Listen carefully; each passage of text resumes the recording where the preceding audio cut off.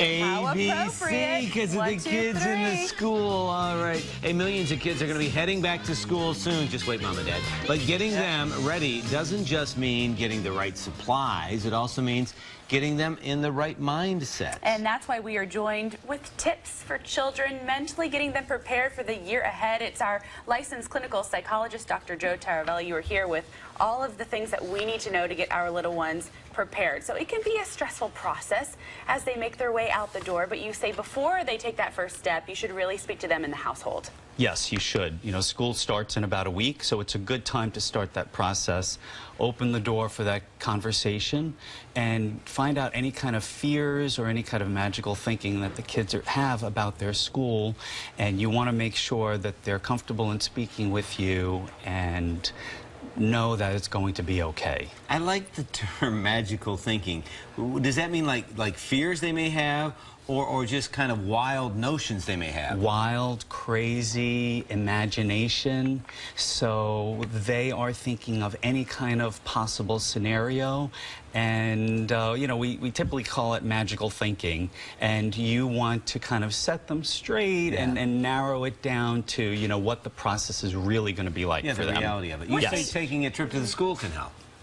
Yes, it can. You know, go on an adventure with them, make it fun, pack a lunch, go to the school, let them see what the building is like, where their classroom may be, and it'll get them used to, you know, what's going to happen next week. And what age are we talking here? At what age do you think that that's most effective? It's most effective for the younger kids, you know, going to a new school, or when they're transitioning into middle school or even a high school. You know, some kids are anxious about it. You know, they go from being the big 8th graders to the smaller freshmen. Right. And so, you know, getting them more comfortable would be helpful as well. What are the biggest challenges for that first day of school? Your outfit. Absolutely, absolutely. You know, you want to get them involved in the back-to-school basics and take them shopping for their school supplies, for their outfits, for their backpacks. Let them enjoy it and be part of that process, and it really helps them. You know, they want to feel good in their outfit as well. So what are some of the things that you suggest parents say to the children?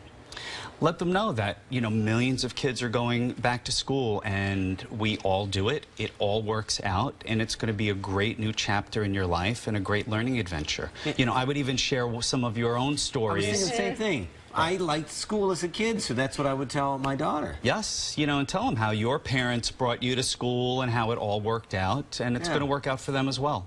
Now, bullying. We all know on TV it's a big problem. Parents know by watching TV, and I think kids are hip to it too. How do we deal with it and cut it off at the pass?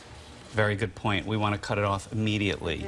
You know, let your children know there's a safe spot in the home where they can speak to you about anything that they're not going to get in trouble for, and that you are on their side, and you will work with them and the teacher immediately. Ask them, do you want mom or dad to speak to the teacher?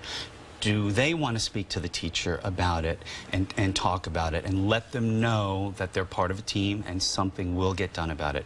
Don't wait and see if things get better. Handle it immediately. How if it transfers online? Do you handle it the same way? It's a little bit more difficult? It's actually a little bit easier because online there's a record of stuff that you could actually print and bring to the school or bring to other parents, and so there's proof there, but you want to tackle it immediately. You know, when you're dealing with young kids, I'm intrigued by this because there's still this notion they don't want to be tattletales. Right. They don't want to tell on this kid or that kid, or sometimes they're embarrassed if someone is bullying them. I like the idea of the safe space where anything goes, and they respond to it, right? Yes, they do. It makes them feel more secure that they could come to their parents with it, and they're not holding on to all of these secrets, and they could share it with them and get it out there, and they know that they will be protected and they're not alone in doing it. When it comes to the conversation before and, you know, leading up to that first day, how involved do you say your children should be? Do they dictate what they're wearing? I was joking earlier, but how much, you know, how much do you give them liberty to choose what they're going to eat? Send them to a school with uniforms. Yes, exactly, like I went to. You know, they want to be part of the process, they want to be familiar with it, and they want to feel good. So even in terms of the clothes, you want to make sure, especially for the little ones, that they have pants that they can get on and off, so there's no issues with the bathroom. I understand completely. Right? So, you know, maybe what they want to eat, or help them make their lunch or pack their lunch. Okay. So they know what to expect, they know that they're going to like it, and they don't have to worry about it and take it off their plate. I like the notion of getting the kids ready to talk to the teacher. What should the kids ask the teacher, and what should we prepare them to, you know, how should we prepare them to interact with the teacher? It's a great point. You know, a lot of kids may be shy and reserved and not want to speak up, or are embarrassed raising their hands. I would role play at home, like, what kind of things do you think you could ask the teacher?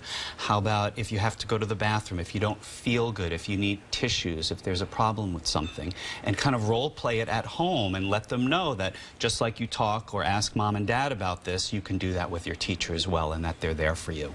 Now, what if your child hasn't said anything to you? Are there signs to start looking for that possibly they aren't adjusting well? Yes, and it depends on your own child, and you know your child best. If your kid's kind of quiet, they may be fine. But if you see a change in their behavior or their personality, I would really inquire about it, you know, take them to the safe spot in the home and let them know that they could talk to you about anything. And let them know, I see, you know, you're kind of quiet. You don't want to put ideas into their head, but you want to make sure they feel safe and they feel good about it. And again, relay some of your stories.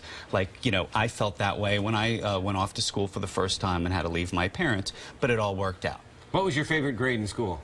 6th grade. I like 7th. The best teacher. I was going to see if you McLaughlin. say you always connected to a teacher. Always remember. Well, thank you, Joe. Dr. Joe Taravella. I got it right? Yes, you did. And